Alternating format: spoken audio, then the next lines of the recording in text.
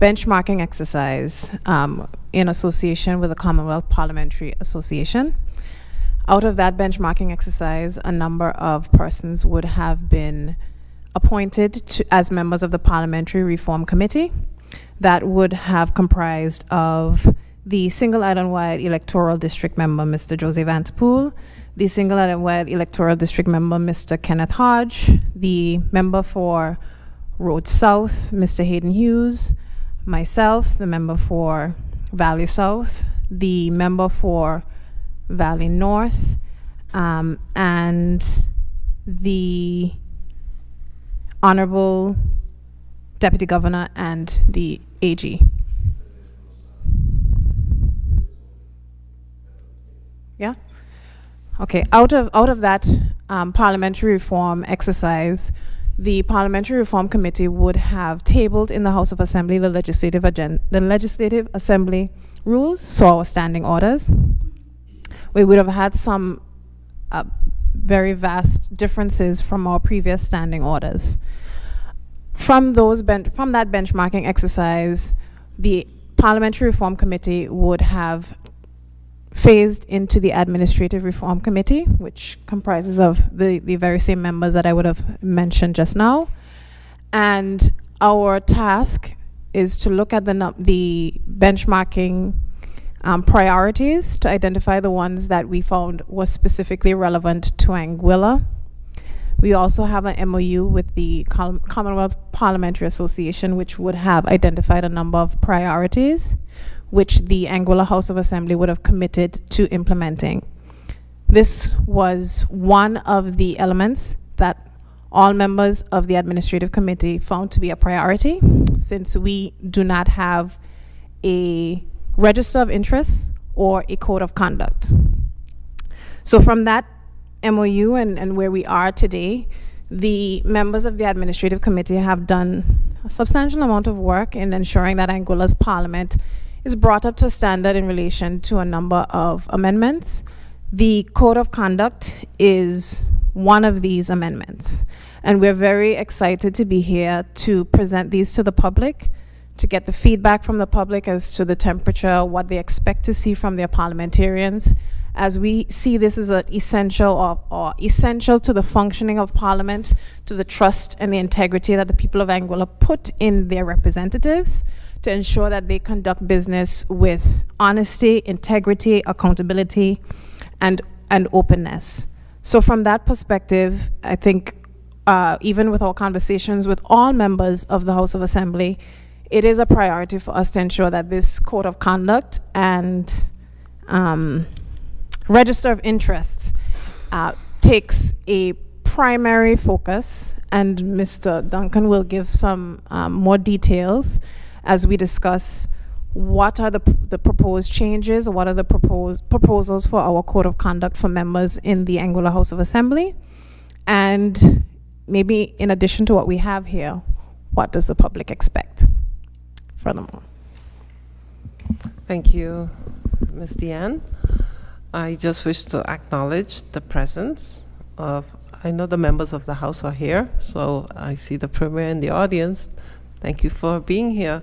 And I acknowledge also the presence of Taisha Emmanuel. She is a member of the Youth Parliament and past leader of the opposition, Ms. Pamela Van Webster. I also see the past DG, Deputy Governor, Mr. Stanley Reed. So welcome. Now, Mr. Duncan, I turn over to you.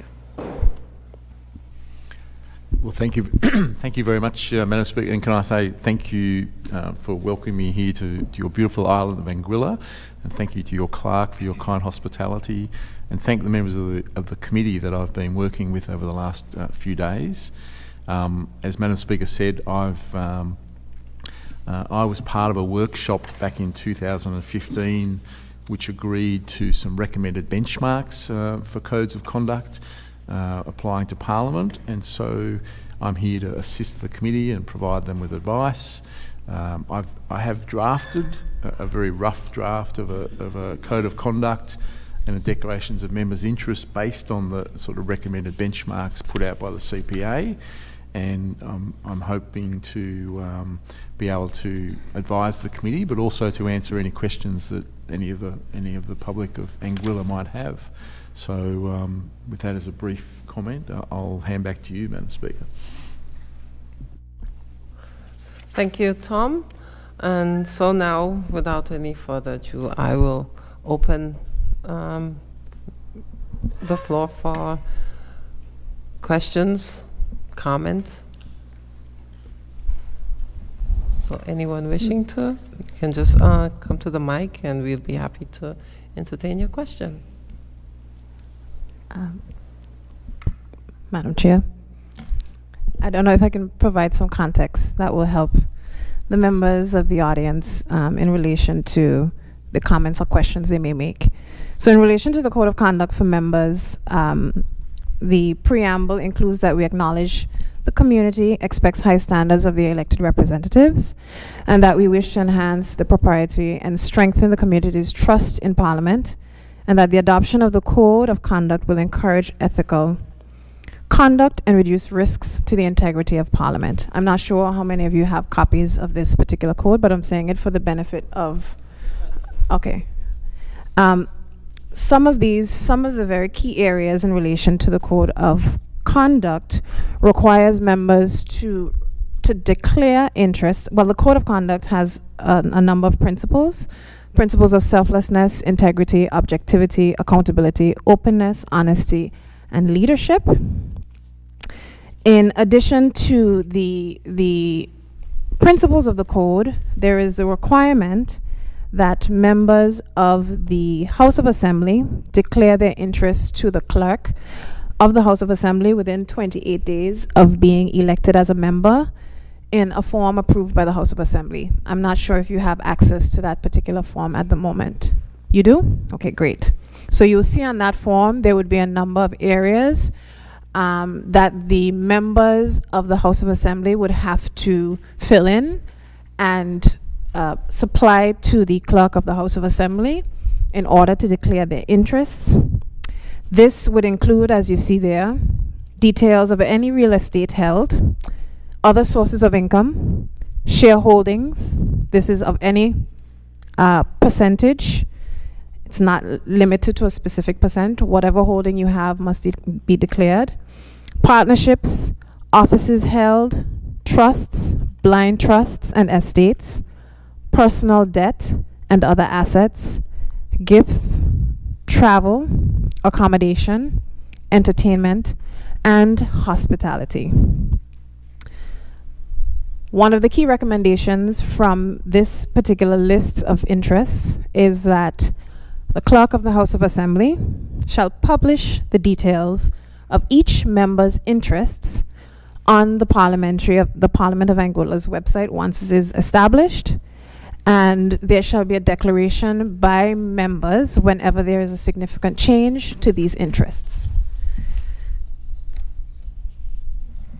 So that forms the lion's share, I would say, of the recommendations in relation to the declarations for members. I think the more, what people seem to be very interested in is how our breaches dealt with. Sorry? Yes.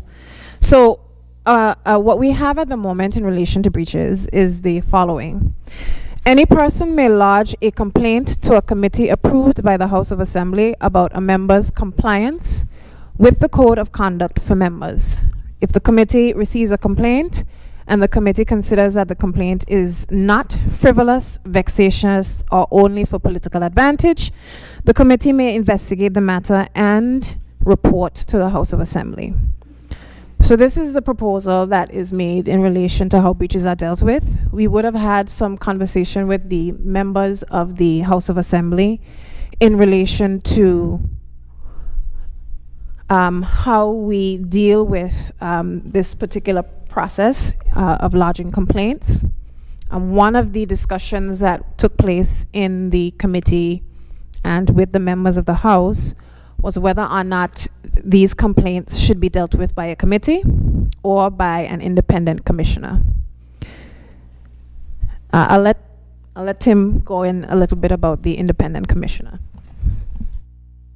Thank you for that, honourable member. Yes, I think there are a number of options that the Anguillan Parliament could go down. It could be a committee, and there are other jurisdictions within the Caribbean that use a committee to deal with these matters. But another option would be an independent officer appointed by the Parliament to deal with any complaints that came. The jurisdiction that I come from, in the ACT, we have used a retired Supreme Court judge to be the Commissioner for Standards, and that works quite well for us. But I accept that may or may not be appropriate for Anguilla, and Anguilla needs to make a decision about what suits its circumstances. But an independent officer from either maybe a twin to Parliament or another island that is similar in size could work. There's other possibilities. So that's one of the things that the committee is sort of discussing as the best method of dealing with complaints. And it's something we've yet to, I think the committee's yet to decide which way it wants to go. But the important thing is that breaches are investigated in some way and determined by someone or some committee or independent body to ensure that there is some sort of teeth to this code. It's not just an aspirational code, it's something that will be adhered to and investigated if there's alleged to have been a breach. I'll allow anyone, if they have any questions, to ask on this point. But just to provide some additional context to the discussion that the Administrative Committee is having in relation to whether or not we have a commission, independent commissioner, is that we do want to future-proof our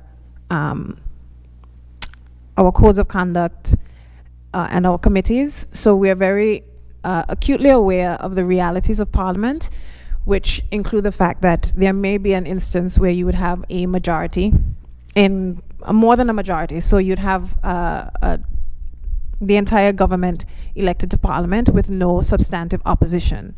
So if you don't have a substantive opposition and the members of the committee are formulated majoritively of Parliament members, then you would have the perception from the public that the work of the committee will be biased in some way. So the question was whether or not we thought that the independent commissioner would be able to alleviate that particular concern in the future. Open to any discussion.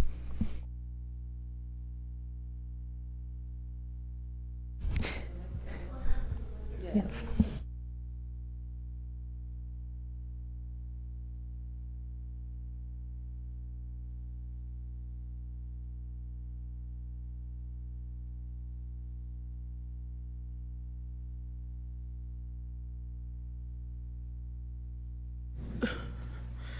Good evening. So we know that in the current House of Parliament in Barbados, there are 30 seats which are occupied by the Barbados Labour Party, right?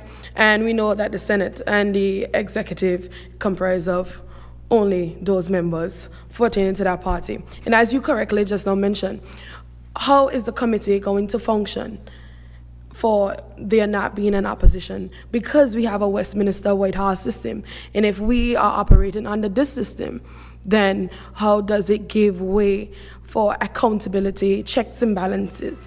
How I know that every other parliament may have an ombudsman, nonetheless the ombudsman operates in the favor of the parliament that's in power, or the members that is in power. So how are we going to have that independence, that faith in that person, where we could have having local standard and having the trust in that person? So how are we going to operate to reach to that point for the populace of Anguilla to have faith in that individual or even that committee?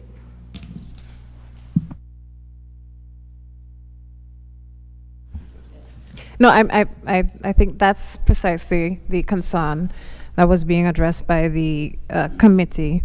When we're looking, we can look at the committee from how it functions right now in terms of the current members of the opposition and members of government, but we also acknowledge that that might not always be the case. So in order to look at that issue, that then necessitates a discussion about how do we enter into arrangements with twin parliaments. Yeah. Yeah. I'll let Tim take it because I think that'd be. Thank you. Yes, we did look at. I did brief the committee about. I think it's the Tynwald legislature, which is quite small, and the Turks and Caicos, who do have a committee. I suppose. I mean, I'm a clerk, and I'm non-political. I like to think that members can be parliamentarians and just think about the dignity and the respect for Parliament and put aside sometimes, and often you see in parliamentary committees, members will do that. They'll put aside their partisan issues and recognise that for the good of the Parliament and the legislature, it's important to sort of uphold these sort of standards. So that's the optimist in me that sort of thinks that I'm appealing to the better nature of members, and I think, but there is I take your point, there is a risk that these issues may become politicized, and you always have to accept there's a risk of that. But bear in mind that any decision of that committee has to be subject to scrutiny, and the committee would have to justify why they've dealt with a complaint a certain way, and in a fair way, and any penalty they might impose, be it an apology or admonishment or something like that. So there is that element of public scrutiny that the committee would need to justify to any decision that if that's the path that Anguilla goes down, a committee looking at breaches, then that would be under scrutiny and subject to any discussion and comment as well. So, but yes, I think independent commission would probably be a more ideal solution, but it's identifying who that independent commissioner might be and how that could work in Anguilla's situation.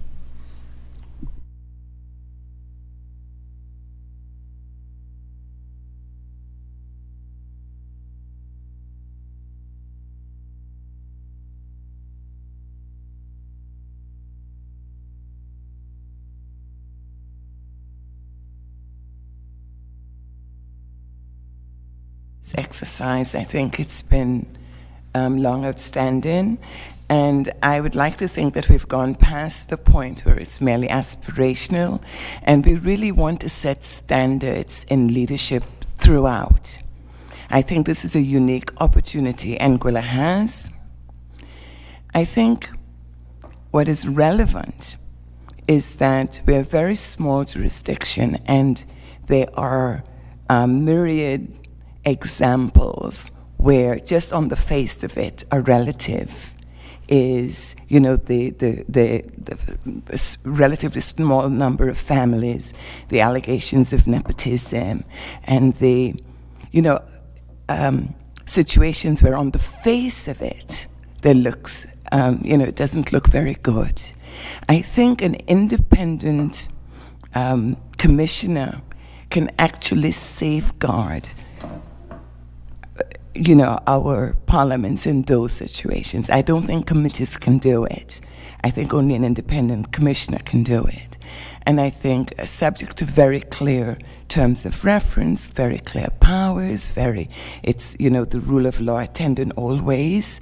I think that is, for Anguilla's situation, particularly because it's small, but more from the standpoint that we need to move beyond this aspirational posturing, so to speak, to actually put in teeth into a mechanism that's going to assure that our integrity is beyond doubt. Yeah, thank you.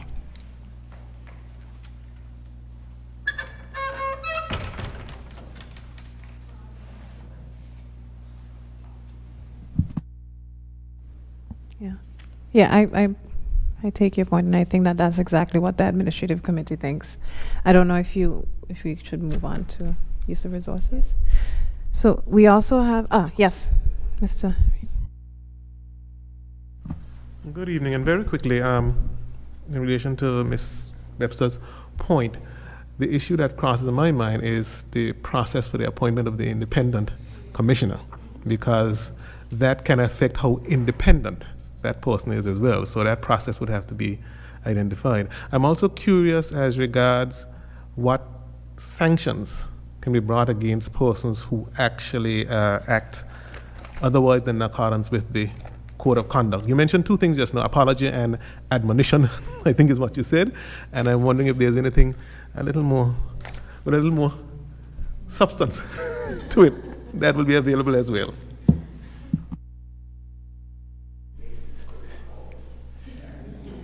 Well, thank you for those comments. That you make a very good point.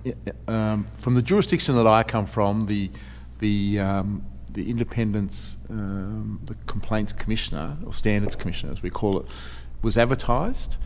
People could apply for it. The Speaker appointed it, but the Speaker would only appoint it after consulting with the First Minister, the Leader of the Opposition, and any independents. And the Speaker was only going to appoint someone if she had unanimity across all those three groups.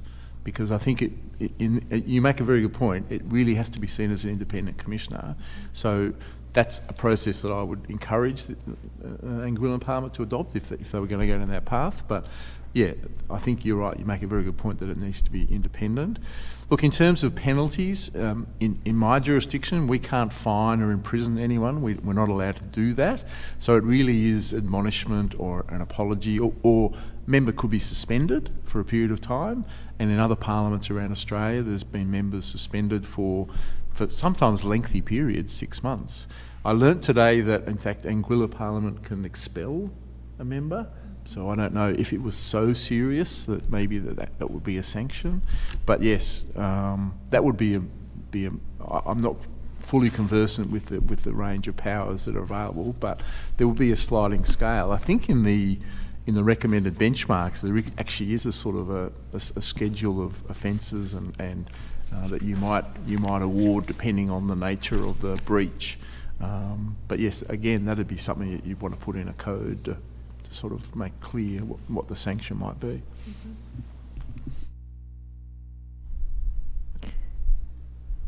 So I guess the part of the reason that we identify the independent commission again is that person has stewardship of determining whether or not the complaint is frivolous or for political advantage or vexatious. So in certain circumstances, if you have a committee made up of majority government members, it might be very difficult to determine what is politically advantageous or not, or vexatious. So, I mean, there is the option open to the committee in relation to whether or not we can get into an arrangement with twin parliaments, but we also acknowledge that in order to actually have an effective independent commissioner, that person must also be resourced, because that person would have to investigate complaints, and they would need to have the tools at their disposal in order to effectively investigate these complaints. So there's that. Nothing else? We'll go on to the next one. So the court also looks at the use of resources and information. These are two very important aspects. A member should make only proper use of public resources to which they may have access, and shall do so in a manner designed to make effective and efficient use of those resources. Members should not use information provided in the course of official duties that is not in the public domain to gain directly or indirectly a pecuniary advantage for themselves. So this particular aspect of the code looks at whether or not members are using public resources effectively, and I think, Tim, you should make the example of the actual breach that was found. Yes, well, in my jurisdiction, we've had 2 breaches of the Code of Conduct since the Commissioner for Standards was first appointed, and in one case, it was a misuse of paper in photocopying facilities in the member's office, and that member was found to be in breach, paid back the cost of that photocopying. He was using it for election material to hand out, party political pamphlets in order to try and get re-elected, which is the very purpose of that clause. and that member was asked to apologise, and which the member did. The member subsequently resigned, and in the second case there was a breach of in relation to bringing down the reputation of the Parliament by a Facebook post, and so the member again was found to be in breach and apologised as well. So there's sorts of examples, but since the Commissioner for Standards has been in place, there's only been about, I suppose, 10 breaches raised. So I think members were a bit nervous when we first adopted a Commissioner for Standards and a Code of Conduct that this would lead to an avalanche of complaints, but it turns out that it's been one a year, maybe one or two a year, so it's not a huge amount, and most of the complaints have not been upheld by the Commissioner. The Commissioner's thoroughly investigated it and come back to the relevant committee, and the committee has followed the Commissioner's recommendation to say there's no issue to sort of pursue with the Parliament. So they're just a couple of examples how it works in my jurisdiction, and hopefully if Anguilla follows that path, they'll have the same sort of situation. I want to apologize. I've been calling Tom Tim. I'm getting confused in my bowels. I'm sorry. My apologies. So yes, the second one really relates to pecuniary advantage. And that is during the course of our official duties, but then there's the question of whether or how far should that extend after a member leaves the electoral office. So I'm not sure exactly what the position is. I mean, you know, in some businesses they have what they call like non-compete clauses. So once you have had access to official information, you would not be able to work in that in an industry, a like industry, for a specific period of time because of the confidential nature of that information that you would have had access to. And so the question here is, you know, how should that apply in the Anguillian context? And I guess Tom can make can give the example. Yeah. Oh, yeah. Mm-hmm. Well, yeah, the only thing I'll say is yes, that can be part of the code, in that you shouldn't be able to use your, particularly ministerial office, to sort of set up a job for you post your parliamentary career. Very difficult to police though, and very difficult to sort of ascertain whether someone has actually done that. But some codes of conduct do contain that clause, because they feel that members shouldn't get any advantage out of being a member or a minister in a parliamentary situation and then go on to take a job that was sort of set up for them or otherwise procured. So yes, that can be part of the code as well, just to ensure that there's no post-secondary employment as a result of your membership. Shelley?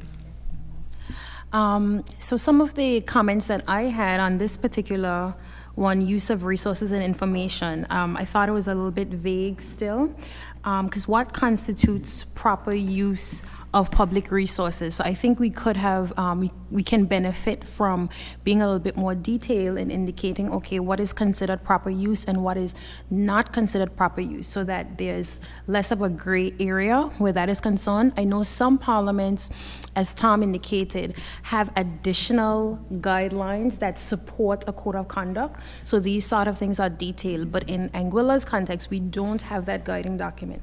So for me, I think it would be more important, it would be very important to sort of give deeper detail and parameters, so that there's less, I guess, room for interpretation, so to speak.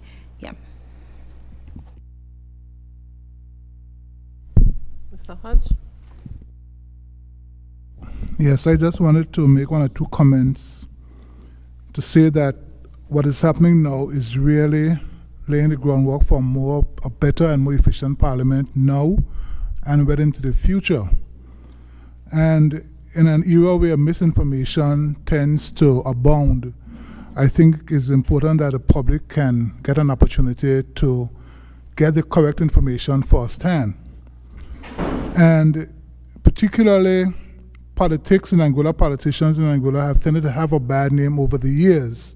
There's a lot of mistrust, a lot of sort of apathy against politicians. And I think this will help to build again confidence and trust in our politicians, that when they take the oath of elected office, that we can be assured of persons who are really living up to the tenets of decency, of good government. So I think this is really a step in the right direction. And for me and my other colleagues, we already are in favor of this. I think earlier today after the House, we would have had a robust discussion with the full members of the House. So I think I'm seeing consensus across the board already. It is just for us now, as we are here tonight and moving forward, to begin to fine-tune and hone it to the point that we can move forward with it. So I think this is a step in the right direction. Thank you. Any questions thus far? Yes, Mary, thank you.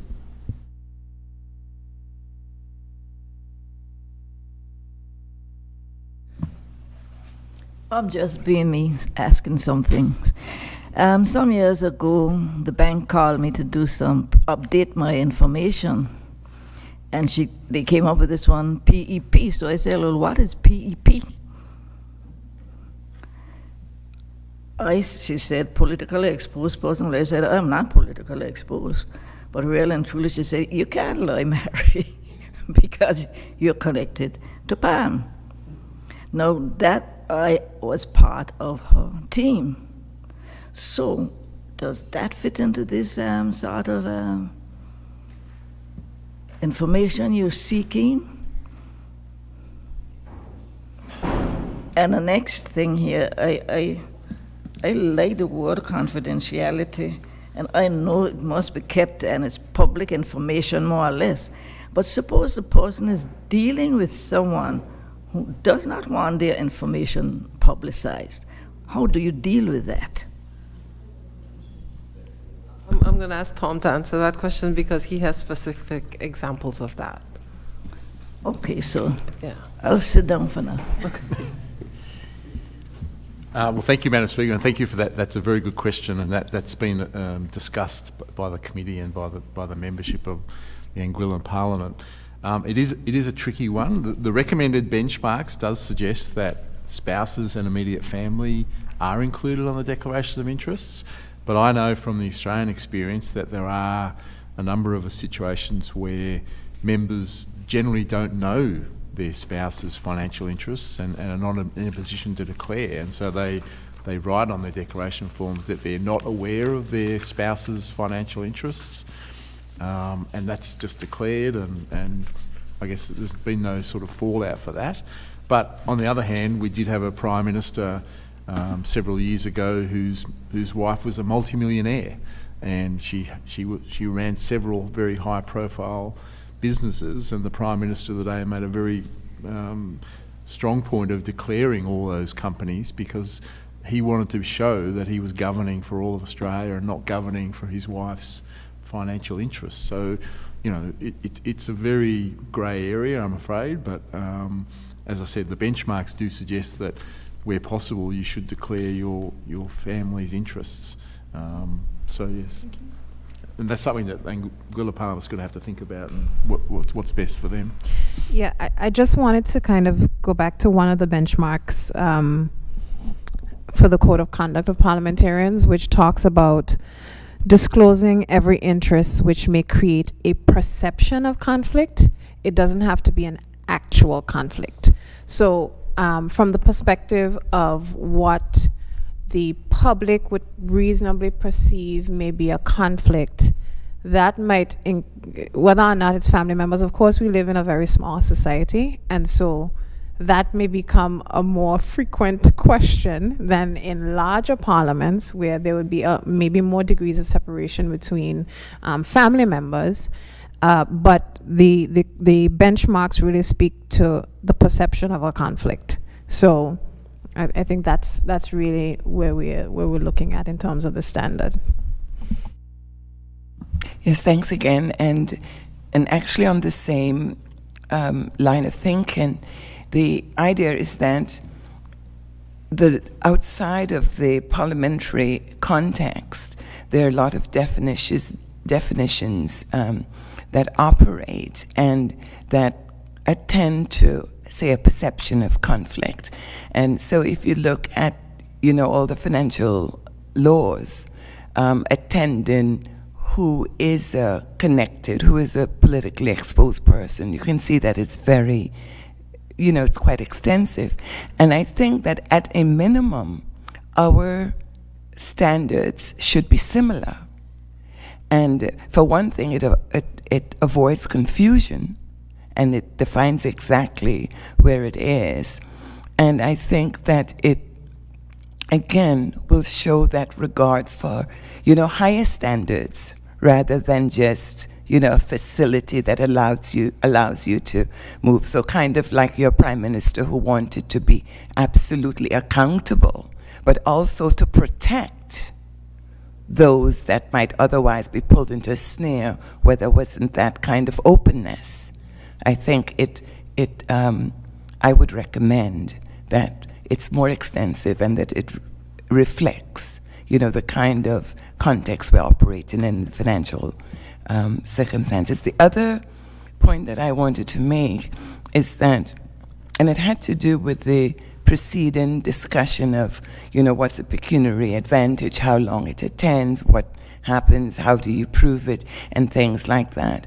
I think that's an area that we have to be extremely careful in how we delineate those circumstances. And to take up what the representative for District 4 mentioned when she said that, was it 4? 3, sorry, my apologies. But when she mentioned, that it's better, particularly if we're going to go for an independent commissioner, to have, more defined, more specific, less opportunity for discretion. We need that if we're going to have something that we can hold out to the world as, representative of, the highest standards, but also sufficiently clear that, the average person on the street can know when it applies and how it applies and have faith in it. Thanks. So, Comment? just to say, in terms of, in relation to spouses, upon getting elected, I had never paid attention to the term PEP, politically exposed persons. But you and your family quickly learn that your position in life has changed, and you learn to accept it. So even though your spouses, your children don't want to be termed PEP or be the ones who are politically exposed, you now know it comes with the territory. So accepting this new code of this declaration of your interests, it comes with the territory, so you should be prepared for it. There are, of course, gray areas where we need to flesh out as we're going into something new. But I think in terms of just like your spouses, your children who are of age, you understand that this is necessary, because when you open your bank accounts, when you do banking, you already have your politically exposed persons. Just to follow up on the discussion relating to PEP, part of the discussion we had this afternoon with members of the House related to whether or not we open the consideration of persons who should declare their interests to partners. So not everyone at this table is married. And so if you... I'm the only person who's not married. But anyways, the point really stands that even if you are, let's just say for the purposes of the code of conduct and the declaration of interest for members, that you don't declare your partner. If your partner, if you and your partner are together for a sufficient period of time, your partner is still a PEP. Your partner is still classified by institutions as a PEP. So the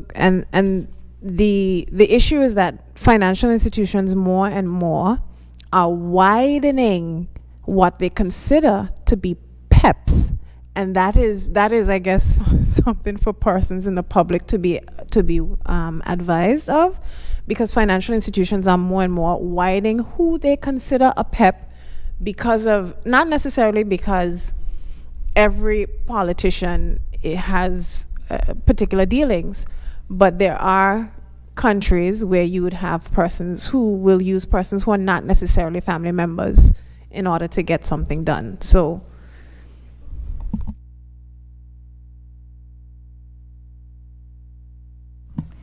just to make it clear, I am, was, and am still, if she is into politics, one of her leading party or whatever independent she may be persons. So like that, I am exposed. And but I'll tell you something though, it made me very, very conscious of what I would say or do out there that may impact her as a politician. So though it has its negative impacts, it also has a very positive one. And even up to now, she's not into politics. I am still very careful and cautious of what I do out there that may negatively impact her. And by the, I think, was I hearing something there? When do this, if you're not in politics, does everything go away, or? no, it doesn't actually. There is a period of time. It has to be a significant period of time before you're declassified as a PEP. So that means all of your financial dealings. Let me give you an example for myself. When you are a PEP, let's just say, I was a student in the UK, and so I would have maintained a bank account in the United Kingdom. In all of your banking arrangements, your bank can decide whether or not they want to maintain your account if you're a PEP. In all of your contracts, your bank can call you and message you and say, have you recently become a PEP? X, Y, and Z. They'll do their investigations, and that alone is a sufficient basis for them to decide whether or not they want to continue to maintain your account or to terminate it. That's how far-reaching being classified as a PEP is. Well, it means you have a lot of PEPs out there, because you got a lot of people running for politics.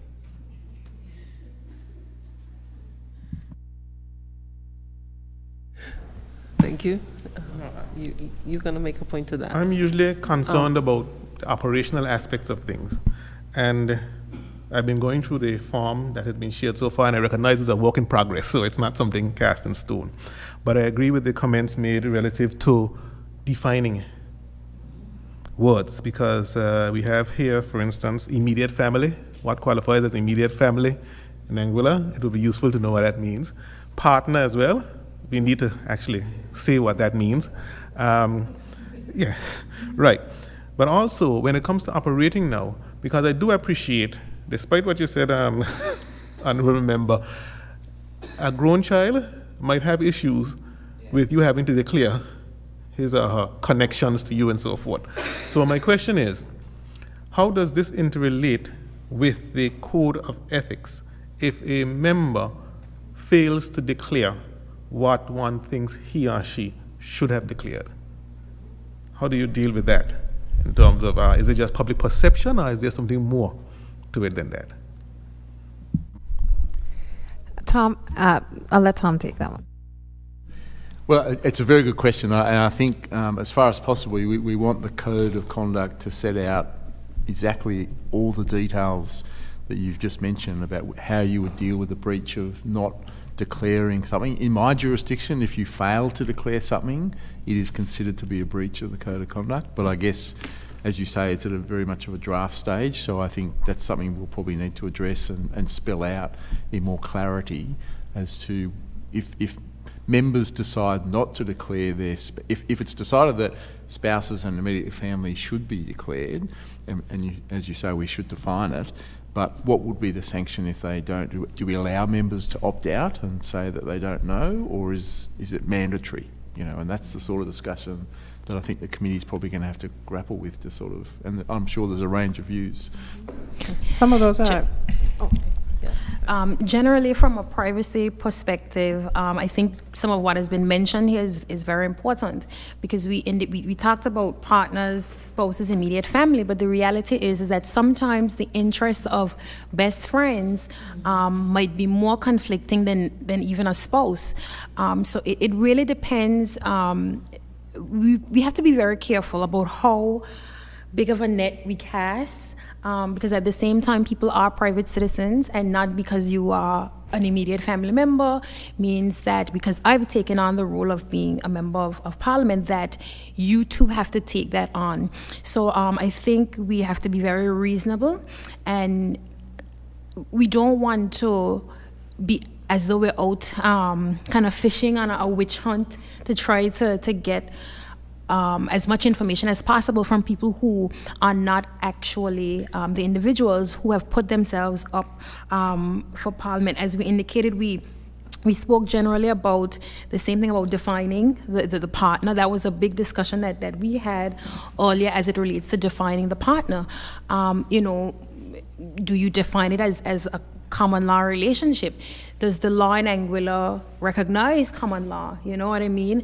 How far do you go as it relates to partner? Should you just stop at spouse because that is legal? That is, you know what I'm saying?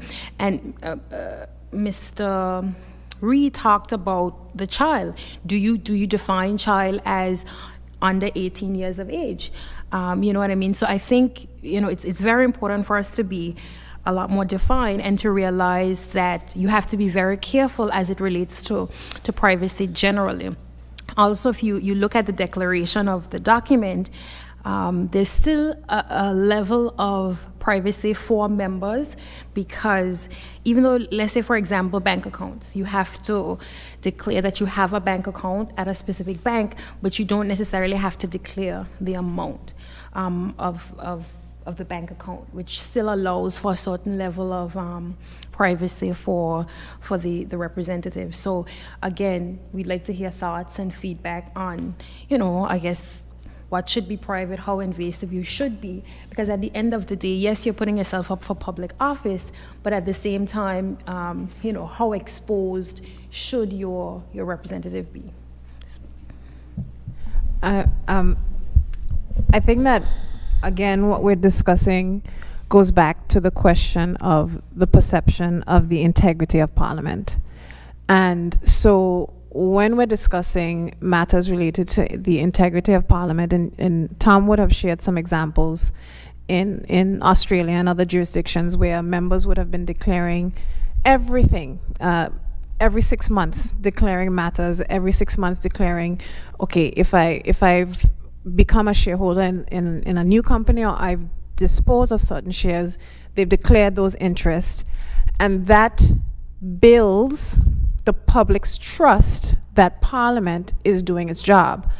And one of the things, even in Anguilla's context, even though we are a small jurisdiction, even when we speak to the privacy of family members, I mean, everyone, I guess, has a different process, but one of the risks you take up when you put yourself forward is you are also exposing your family.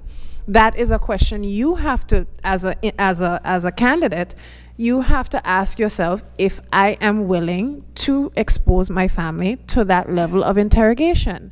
Now, that obviously, in an ideal circumstance, you wouldn't have to expose your family to that level of interrogation, but in the very divisive and global context that we're operating in now, you don't actually have that much choice as it relates to the persons within your circles who will be called into question. I mean, we are looking very closely at what's happening in the United States of America right now with the former president, and the persons who are being indicted, the persons who are being called around these incidents. They're not necessarily there are, some of them are family members, some of them are allies, some of them are just, in terms of the structure, the net generally within institutions is being cast wide. And I think it's our responsibility as a parliament that wants to do the job of building trust to also do what is necessary in our context to build that kind of trust. But I do think that in order to make this process more effective, the definition of these words can allow members to have a little bit more guidance as to where exactly we intend to go. So that relates. I don't know if we can. Yeah, just another point, because when we are going into anything new, cultural aspects need to also be taken into consideration. We know here in Anguilla, sometimes we get 100 godchildren and we open an account for 100 of our godchildren. So do those 100 godchildren immediately becomes PEPs just because we have opened an account for them? But there's a lot of cultural norms that we have just accepted and that we have gone on. And like I stated earlier, there are some gray areas that we still need to address and still need to figure out, because it's a new thing. It's a good thing, step in the right direction. And this is why we're having these consultations, to make sure that also we get back feedback from the community to find out how we should go forward, because cultural norms are what they are.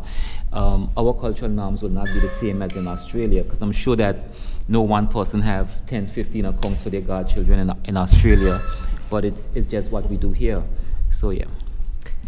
I do want to bring across a point that we discussed on radio yesterday, which is in relation to Anguilla's aspirations to become an independent country. And if Anguilla wants to safeguard its future in relation to independence, what will be required of members is going to be a higher standard. And that higher standard comes with built-in sacrifices. And while we're in the process right now, again, this comes down to how are we future-proofing our code of conduct and our procedures, so that when Anguilla is in a position to actually action its independence aspirations, it has the structural, the infrastructure to support the public's trust in the institutions that will take forward its aspirations. So that's another very big concern that we would have mentioned.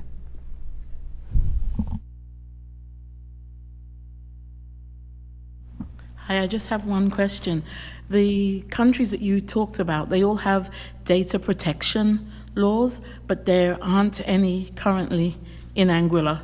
I checked for another reason just last week, and how then are you going to protect persons' data when it's exposed? That's a good question. I wasn't aware of that fact, but that's something we'll probably raise with the committee and have a look at. But that's a very good point. So moving on to conflicts of interest, this is what the code we're suggesting, well, the loose draft. In addition to the requirements in the code establishing the operations of the Executive Council, members shall actively avoid or prevent any conflict of interest or the perception of a conflict arising from their duties as a member and their personal affairs and interests.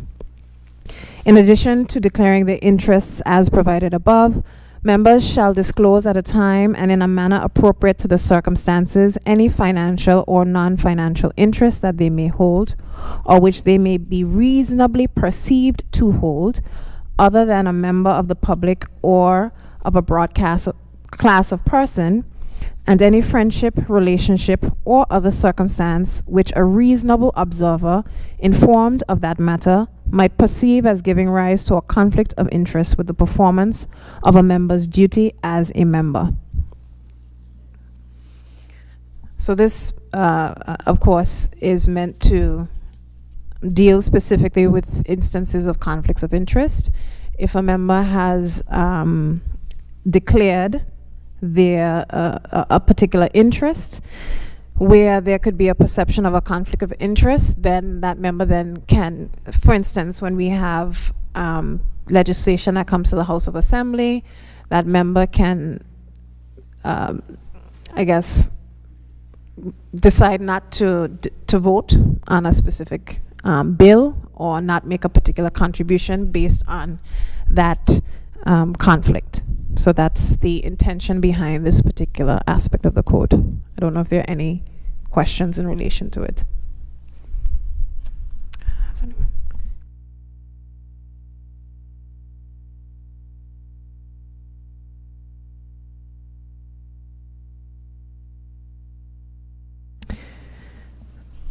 Okay, we'll go forward. Respect for citizens, colleagues, and staff. Members should treat each other, the parliament and parliamentary staff, and all citizens of Anguilla and others that they encounter with respect, dignity, and courtesy. Members should also observe proper standards of parliamentary conduct and observe respect for differences and fairness in their political dealings. This mirrors some aspects of our standing orders, I believe, our Legislative Assembly rules, where we would have matters in relation to how a member should conduct themselves in the House of Assembly. But of course, I think this might go a little bit further than within the House. So our Legislative Assembly rules provide the provisions in relation to members when they are debating particular motions or legislation. This would also take place outside of this particular provision of the code would be applicable outside of the chamber. So we're just looking for respect. Of course, we would have had some very famous instances in the Anguilla House of Assembly where members would have engaged in some interesting behavior towards one another, which would be seen to have been a breach of this code. And if I could just add to the honourable member, in Australia we've had a number of inquiries into the conduct of members in relation to bullying and sexual harassment, and unfortunately they have come across a wide range of very worrying behaviour in that regard, and so that's why this particular clause is really being beefed up in Australia, and I don't know what the situation is in Caribbean, but I think, and even in the UK House of Commons and the House of Lords, there's been some worrying instances and reports there. So I think these particular clauses are very important in a code of conduct for members of Parliament to show that members are going to treat constituents, but fellow colleagues and staff with respect and dignity. Thank you. Shalia? Again, this was an area that, for me, I felt needed to be a bit more defined in detail, because I think we can all define respect differently. What I find to be disrespectful, someone else might not. So just having some clear indications of what are things that constitute respect or disrespect, dignity, courtesy, what are courtesies, whether to the public, courtesies to other members of the Assembly, just as much detail as possible, so that, again, you'll always have gray areas, but at least you limit them as much as possible.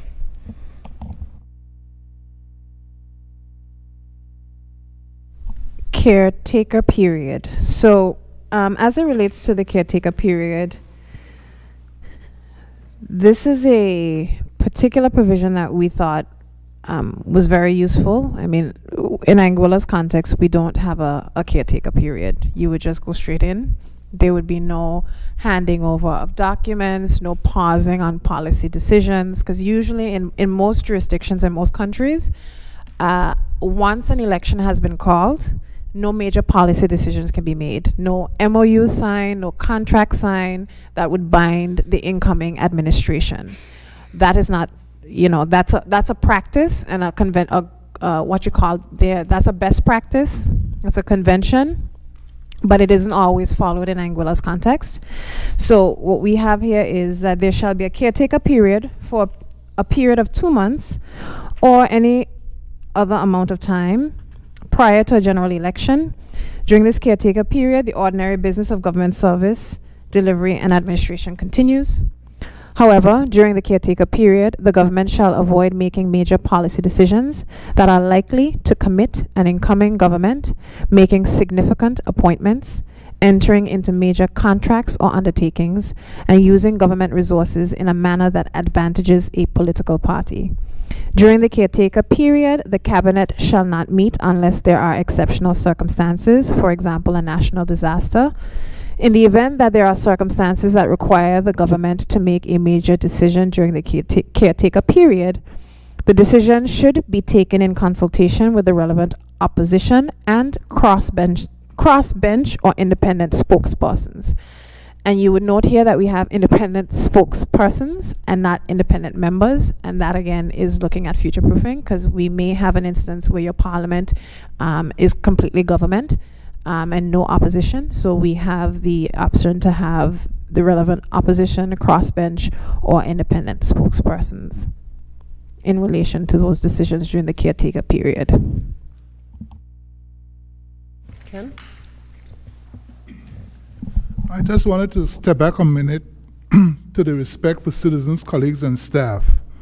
And we're talking about among elected members, but I just want to raise something with the public as well.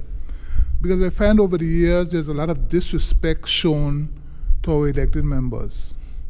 You know, the way they are spoken about on public media and public forums. And I think even though we are here discussing things that are germane to our elected members, the public, by virtue of listening in as well, I think it's important that they too understand the need for respect for our elected members, the way that they are dressed, the way that they are treated. And I know even for those of us who are served as teachers, even though we are no longer in the profession, there's still that level of respect.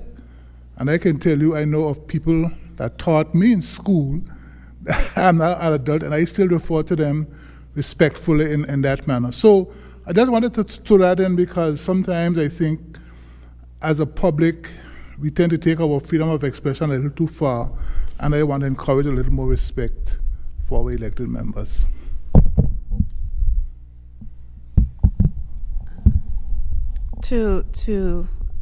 Thank you, member. Yeah, okay, go ahead, Tom. If I could just add to my honourable member's comments about caretaker, I mean, that provision was put in for the Belize Parliament because that was a big issue. In many jurisdictions, it is a convention and it's not written down anywhere. And so some jurisdictions find it useful to actually write down what the caretaker convention is, because in some instances, some governments do breach the caretaker convention, and if it's not written down anywhere, you don't know whether it's been breached or not. So this may or may not be appropriate for Anguilla, but it's something that I put in there because, as I said, in some jurisdictions it's a convention and not written down anywhere, and it's better to have things written down if you can agree what the convention means to your particular jurisdiction. In Anguilla's context, we would follow a number of the conventions that would take place in the UK, because we follow the Westminster system, and the Westminster system does have a caretaker convention. Of course, the British Constitution is an unwritten constitution, so a lot of the aspects of that constitution are conventions. So from this perspective, while we have a written constitution, during the constitutional reform, there is the question of including that within our constitutional reform for Anguilla. But in the meantime, and in the interim, I do think it is of sufficient importance that we enshrine it here as an agreement between all members of the House that we will not be entering into major policy decisions that commit incoming governments and contracts and things of that nature, because they do bind a government and prevent it from taking particular actions. So I think if we are to move forward with this particular provision, I think it would be a very significant advancement for Anguilla. And I would hope that the people of Anguilla could understand the value of having these particular provisions written down and agreed to. Mr. Reid? I just had some quick observations on the last two provisions. I'll start with the last and then come to the other one. I noticed the language in relation to the caretaker provision is very specific. It uses the word avoid as opposed to saying you will not.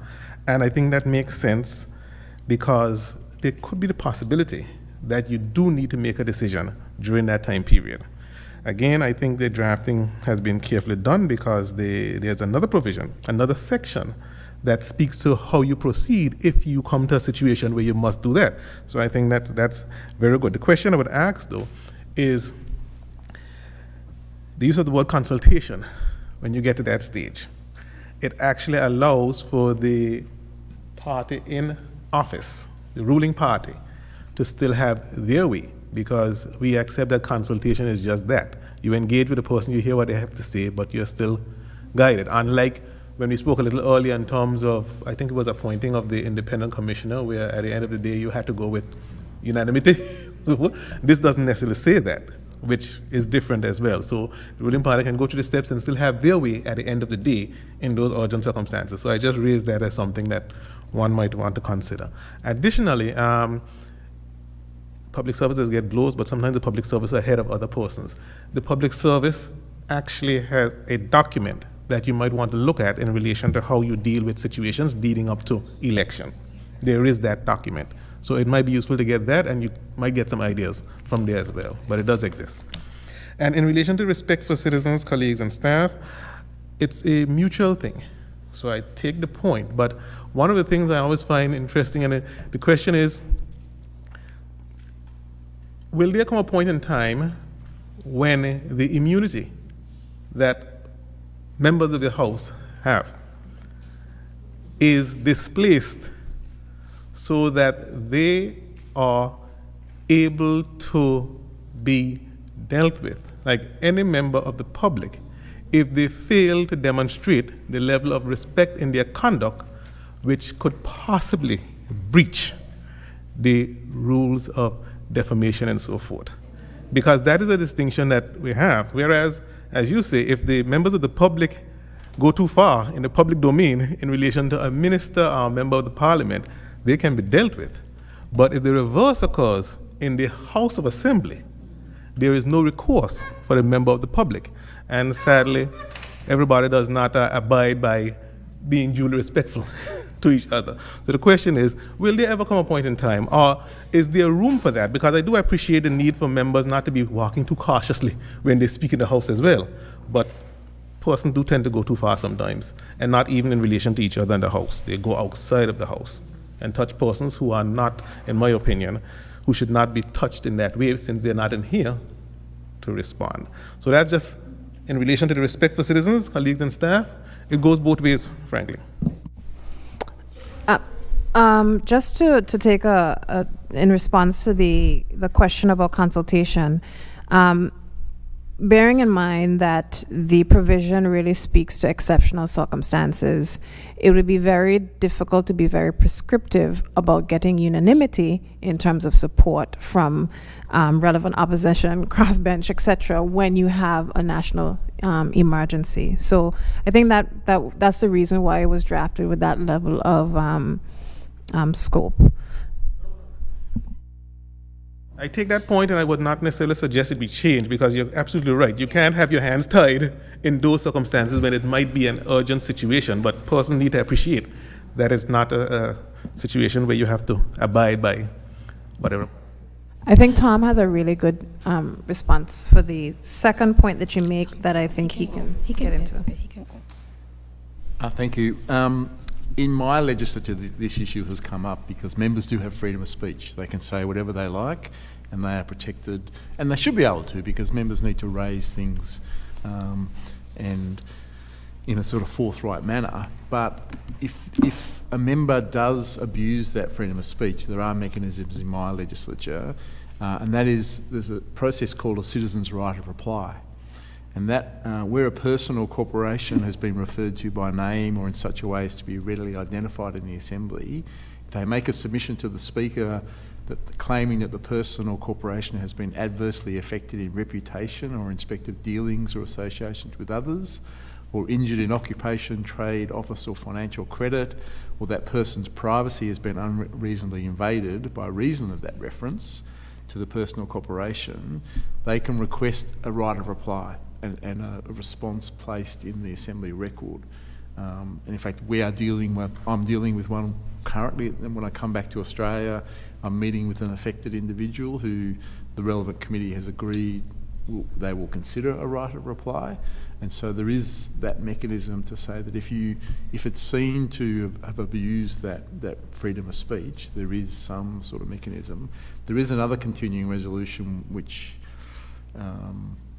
is called freedom of speech, and it allows the speaker to remind members, if I can get to it quickly, from time to time, that yes, they have freedom of speech, but they need to use it in a respectful manner. And if I can read it to you, the Legislative Assembly considers that in speaking in the Assembly or in a committee, members should take the following matters into account: the need to exercise their valuable right of freedom of speech in a responsible manner, the damage that may be done by allegations made in the Assembly to those that are subject of such allegations, the limited opportunities for persons other than the members of the Assembly to respond to the allegations, the need for members, while fearlessly performing their duties, to have regard for the rights of others, and the desirability of ensuring that statements reflecting adversely on persons are soundly based. In other words, if you are going to say something be soundly based, and that the Speaker, whenever the Speaker considers it desirable to do so, may draw the attention of the Assembly to the spirit and letter of this resolution. So there's a sort of, those two resolutions are used in... Yeah. Well, I've drawn that to the attention of the committee, and yes, that's a possible option. So the committee has, again, the committee is, how long has the committee been established now? I can't say how long the committee has been established now, but we have been doing a lot of work in terms of ensuring that the recommendations made are on the round reflective of what we want to see specifically within our code of conduct and other rules and procedures in accordance to the benchmarking process and the benchmarking code for parliamentarians. That particular aspect, of course, when are we coming back with it?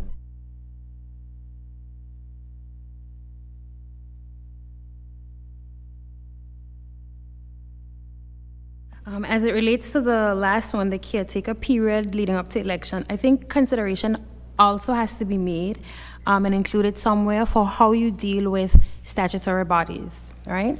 As Mr. Reid would have indicated, there's a general document that speaks to how you should handle leading up to an election and immediately after. But that is for the public service proper. I'll give you an example. We had the public service, in the public service, I think the document talked about not giving the incoming government, I think, access to like minutes from previous meetings and stuff like that. However, in the statutory body, that the same principles didn't apply. There was an expectation that the incoming board would have access to the previous minutes. And I was in a situation where those were requested of me. I was using one set of principles, and I was told that in the statutory body it didn't apply. However, in another sense, they were trying to apply principles from those same documents in another situation. So I think there's a gray area as it relates to how we treat statutory bodies. Not saying that you should treat them the same way, but consideration needs to be made in terms of how you treat them. Do you treat them like a quasi-government agency where the board has to make that independent decision, or do you treat them like you would treat a government department where the expectation of having the caretaker period leading up to election would remain the same? So I think that's something that's overlooked, so we need to actually be specific about how we handle those statutory bodies. The other thing too is that a lot of times directives come from the DG or the PSs as it relates to, again, caretaker periods, but those directives don't come to stat bodies because boards don't answer to those people. So again, no directive is gonna come because they don't answer to them. That's a fair point. I think I think there is some work that's being done in relation to stat bodies at the moment relating to their both their reporting requirements and Well, it's a comprehensive review going on in relation to their reporting requirements, even their scale, because I think Anguilla has operated within this particular quasi-government structure for a while, but obviously once you have a particular bind on public expenditure, because these bodies are being subvented from government revenues, then a specific level of accountability is expected. And to ensure that, we would have to ensure that even with the subvention is being accounted for, and therefore in the caretaker period, when you are giving government funds to ensure that this body stays afloat, that the accountability remains in place, and that no major or different significant decisions are taken during that caretaker period for the stat bodies as well. Are there any other questions before we wrap up this evening's proceedings? Yes, can you take the mic? Yeah.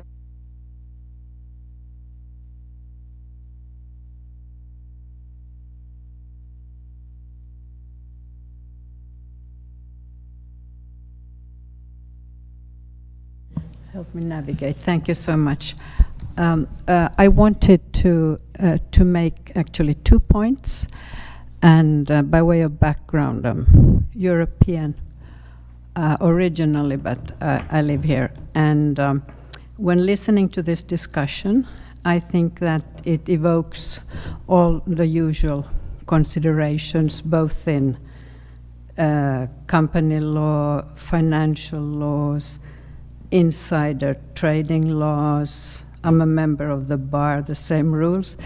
And to me, when you discuss whether to regulate in great detail or to be more principled, that of course is an interesting approach, because while I would normally say that too casuistic and detailed regulation will only result in technical compliance, and everything that's not forbidden is authorized, I think because of the complexity of these questions, and we all know that a good home upbringing and a good moral compass is not enough to understand what actually happens and what is at stake and how perceptions can be and what is a true conflict.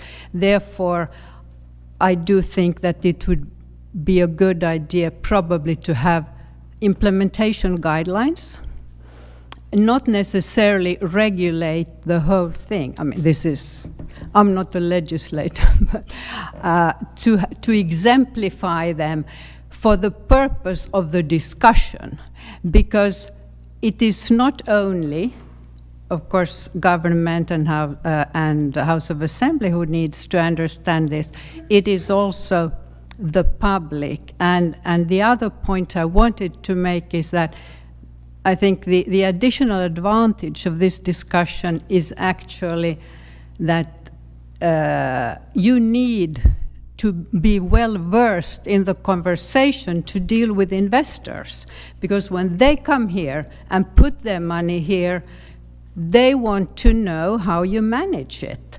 And when people receive these or take charge of them, whether they have, again, interests that might make them navigate less responsibly as a holder of those funds. So I think that this has been very interesting. I want to thank you. I don't mean to make the concluding the remarks. That is not that is certainly not my point. But since you asked before you wrap up, I wanted to say this. This was very interesting. Thank you.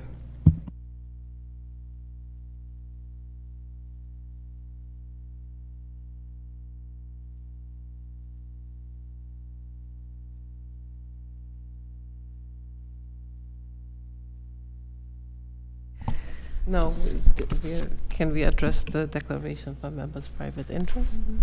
Okay, so if we can just use the other page now.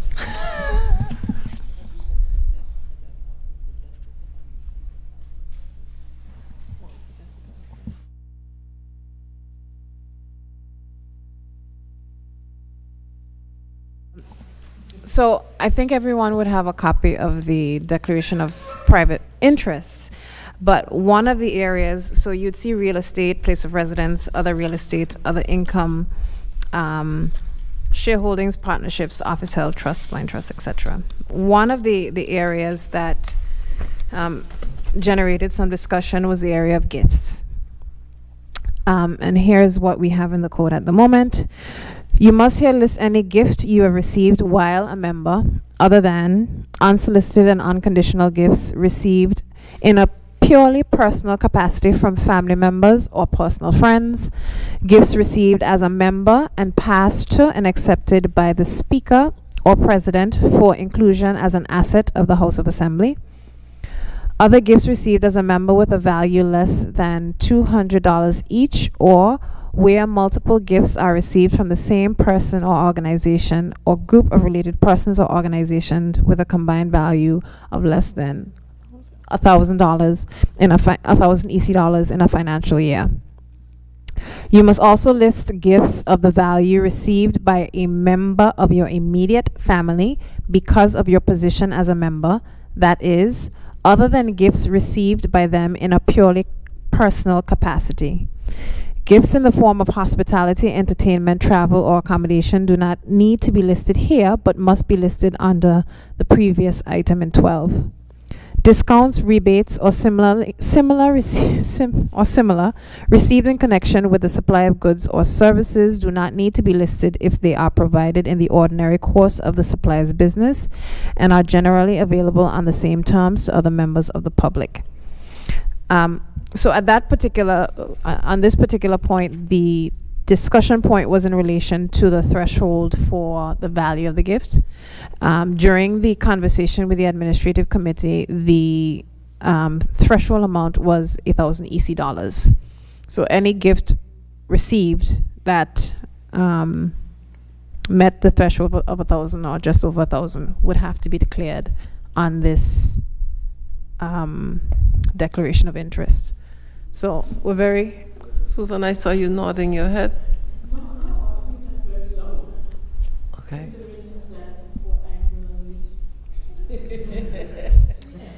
Not compared to Australia that has 200.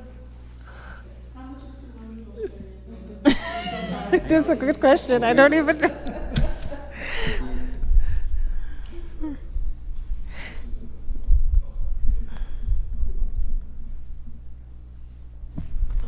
I had a question as regards the rationale for the value as well.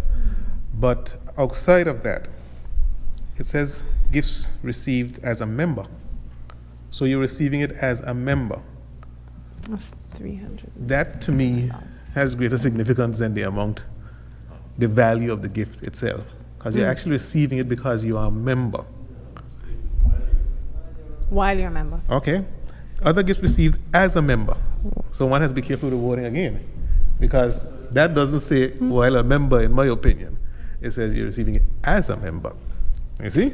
So if that is what you're saying, then we need to clarify that, because that actually caused me some concern. You can put while. So We can just edit it to while. If it's while, then that's we fine. meant while. I think it was meant as well. Okay. Yeah. While. While a member. With a Okay, value that of 200 Australian dollars is 369 point something Eastern Caribbean dollars. Yeah. Yeah. Interesting.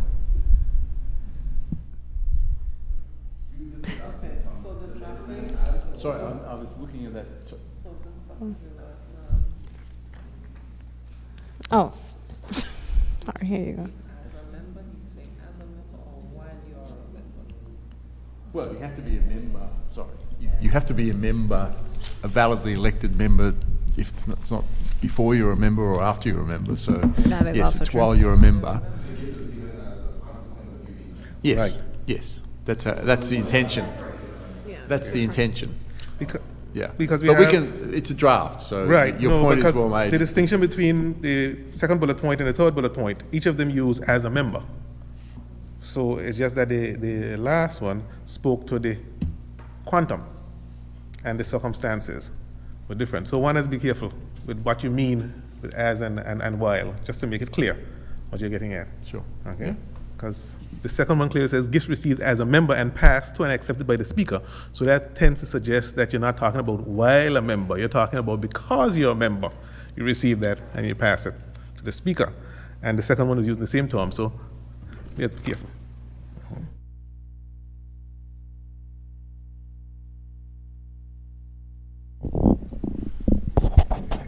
Could I I ask? have two concerns in relation to the declaration. The first one really relates to, we talked about being futuristic, but we don't have, for instance, I don't see how virtual assets would be integrated into this, whether you would need any specificity in relation to that, or have I missed it? Are you talking about cryptocurrencies and things like that? And yes, I think if that could be clearly set out, since that is incredibly, and we're looking at this, it's been very relevant in the future. And I mean, I would personally, I would treat cryptocurrencies as a shareholding, same as a shareholding, but you're right, it probably could be added to make it crystal clear. And I'm not sure treating it as a shareholding would cover the many different, so we have to think not just in terms of Bitcoin either, but really so many other technologies that, so some kind of futuristic drafting would be relevant.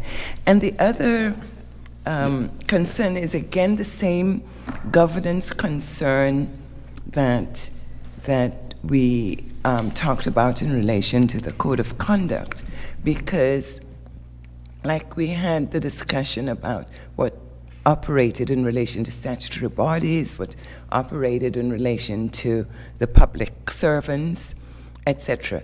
And if this is going to be representative of a governance order altogether, I wonder to what extent we're integrating, those realities. I take the point that Mr. Reid made earlier, that it would be useful to look at them, but I wondered if the committee had actually looked at those, looked at what operated and then measured it against where we really want to be. Not because, say for instance, the statutory bodies, can slip through the caretaker regime.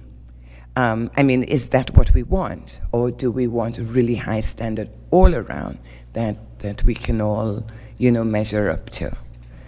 So, and particularly, Karita's point about, it's not just a regime for the members, it's really with a view to establishing ourselves as a good parliament, even an excellent parliament.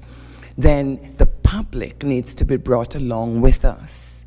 And I think that one of the ways that we can do that is by being very explicit and very, in terms of almost stating the overriding objective, so to speak. If we don't go there and apply it across the board, it can easily be missed that this is, setting very high standards. Thank you.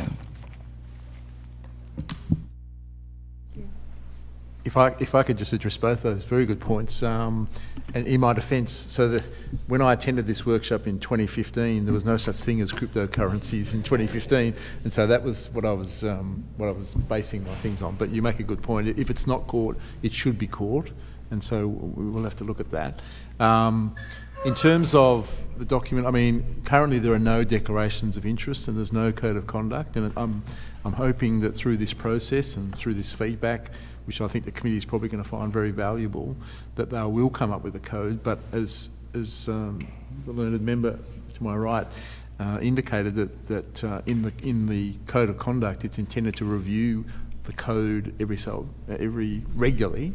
That's certainly what happens in my jurisdiction. Every 4 years it's reviewed, and where there are issues that arise, and you've alluded to some there, that it can be adjusted to sort of take account of those either shortcomings or additional new circumstances like a new cryptocurrency or those sorts of things. So yes, the code is not set in stone and will never be changed. It needs to be looked at to make sure it's appropriate to the circumstances in the jurisdiction.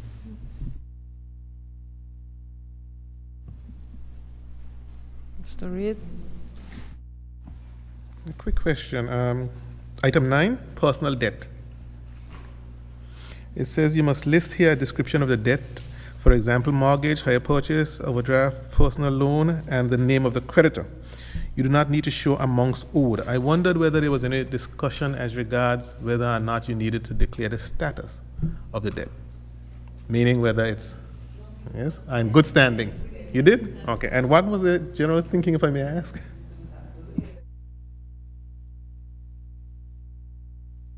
What is the general public's view on not declaring the status of that debt?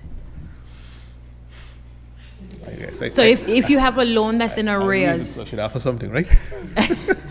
Here's an interesting thing. In the Constitution, the only thing that disqualifies you from running for elected office as it relates to debt is if you are declared bankrupt. And so in relation to the code of conduct, would it be, I mean, that's the question that we're handling here, because we don't, we said in the meeting that Anguilla actually doesn't have any bankruptcy. We could do it under the UK, under the common law, but possibly not through legislation declaring people bankrupt. But it's probably very outdated. Yeah. Yes. But outside of that, though, in terms of your eligibility to run for election, there is also the perception as regards how you handle the business affairs of the people based on your status. So it's from that perspective I was asking, because I know, again, I refer to the public service. We have rules that cover that as well. Depending on your stand, you can be dealt with in a certain way. You can't hold certain positions, that type of thing. So the question for me would be, would that be germane to how people view a person who is in that situation, engaging with developers, making decisions, and so forth. So from that perspective is why I raised it, as it were. I do appreciate the earlier comments as regards privacy and so forth, but there you go. When you step into this realm, sometimes you leave certain things behind. Would it be the same question if we spoke about checks written and dishonored? No, but really and truly, I mean, it amounts to the same thing in the long run, eh? So there you go. What are the general public's thoughts on like declaring specific amounts?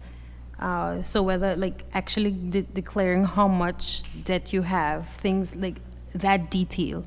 Not that we're advocating for it, but just wanting to know what the general thoughts are. It just might work out in your interest if you write arrears. You wouldn't have so many people asking you for your salary. Just tripping you. But what are your thoughts on that?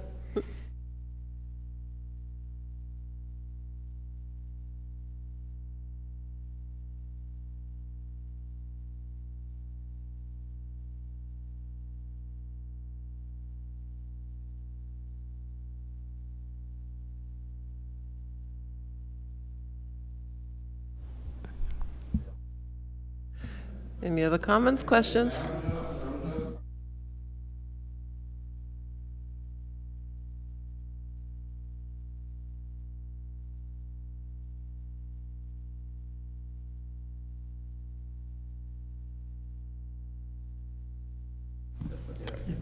Night. I am just a little concerned about culture and context where these things kind of play out in Anguilla. I'm listening to everything that's said here, and we fail to take into consideration how we live as a community and what ends up on radio and in table talk and a very small society. You know, children go to school with each other and then they are bullied and asked questions, and everything is given a certain context and everything is taken a certain way. I don't know if any consideration is given to our size, culture, and how we generally behave as a people, but I would want to hear some consideration given to that, because at the end of the day, Anguilla, even in the context of the House, certain liberties we enjoy. Premier can go somewhere, drive himself, have a drink.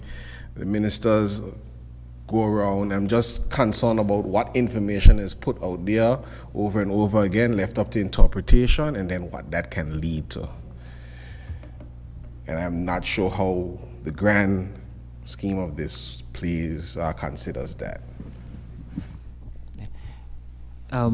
Mr. Connor, we did discuss cultural aspects earlier in terms of how we operate here in Anguilla as opposed to other jurisdictions.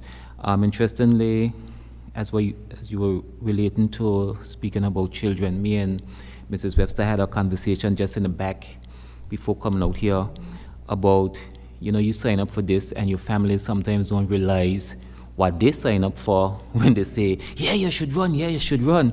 They don't realize everything that comes to it. So when your wife now goes to the insurance company and realizes now she has to fill out 2 extra forms, she's like, why is this? But that's because of her affiliation with you. When we were speaking earlier too, even about your adult children, because you're figuring, hey, I'm 22, I'm 23, why do me coming into the bank means I have extra scrutiny just because who my father is? He has only been in this job 2-3 years. I've always been Jack, So cultural aspects do have to be taken in consideration, and I think even from our first meeting at the administration committee, we did realize that there's going to be gray areas, and I don't think we can get away from those gray areas because when you're doing these documents, there's going to be no perfect document. You try to cover as much as you can. And coming from Australia, Mr. Duncan will try to fill as much, and we just have to fill in the gaps and try to make it as good as possible. But there will be those gray areas that would be unavoidable. So I don't usually say too much publicly, but it's a small gathering, and But while we're talking about culture and acknowledging our culture here, my point would be that if we are, with initiatives like these, we are trying to make cultural shifts, right? So there are some things that we will have to sacrifice for what we believe would be the greater good.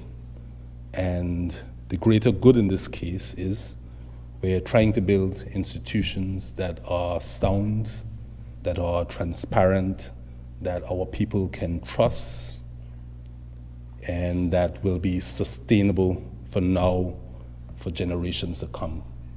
So if it is that traditionally we don't like people minding our business, we maybe need to make the sacrifice that says you're a politician or you're a politically exposed person, but for the good of the country and for the institutions that we serve, then we will make this sacrifice. And talking about that, I had to make that. One institution labeled me as politically exposed. And I was baffled. I'm just a public servant. You understand what I'm saying? But those are the sacrifices we make if we want to make a better place for us and for our children. Yeah.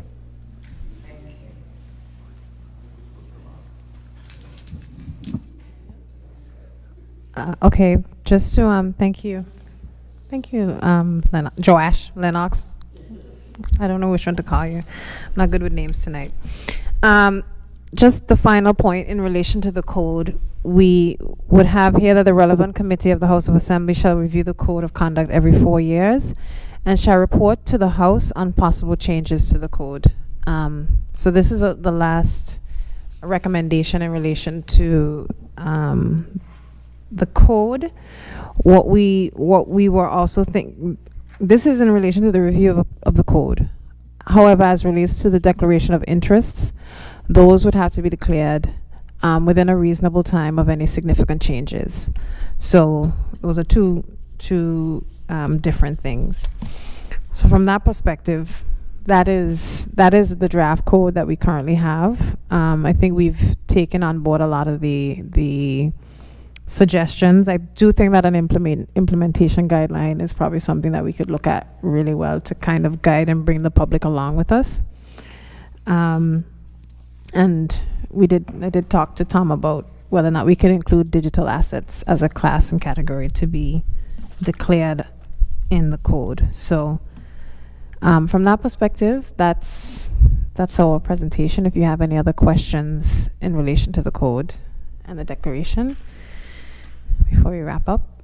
Final thought in relation to significant change. How do you determine significant change? Just like you did the $1,000 parameter, we perhaps need a parameter set in relation to that as well, because otherwise it's very amorphous, I think.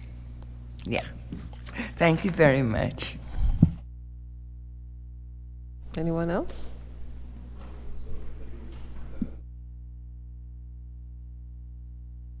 Okay, I wish to thank all of you for taking time out of your busy schedules and attending this consultation. We do not usually see many people to our consultations, so we are indeed grateful to you. We are thankful for your valuable suggestions and feedback, and if there's anything that you can add, or if you have any additional questions, you can always write to us or pick up the phone, call us at the Assembly. You know the members of the Assembly. Or you can email us at vanisha.proctor@gov.ai. Yes? Okay, I want to also place on record our sincere gratitude to Tom Duncan and the CPA for taking time from your busy schedule to give us the assistance that we are so in need of, and of course for your advice from here on also. Thank you, Tom. And with that, we say thanks again and good evening.